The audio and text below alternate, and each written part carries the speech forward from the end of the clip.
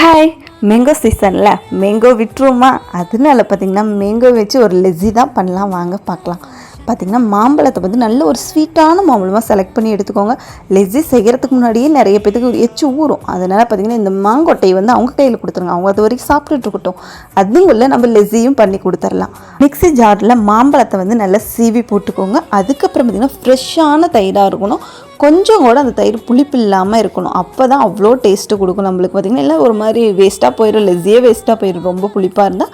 தேவையான அளவுக்கு சர்க்கரை, 1 பிஞ்ச் அளவுக்கு உப்பு, இதையும் போட்டு நல்லா மிக்சியில் ஓட்டிக்கணும். ஓட்டினதுக்கப்புறம் பார்த்திங்கன்னா பால் ஆட் பண்ணிக்கலாம். அது வந்து ஆப்ஷனல் தான் கண்டிப்பாக. பார்த்திங்கன்னா நான் வந்து பாலை வந்து ஆடையே இல்லாமல் வடிகட்டி தான் ஊற்றிருக்கேன். அப்போ தான் பார்த்திங்கன்னா ஒரு ஸ்மெல்லு கூட இருக்காது.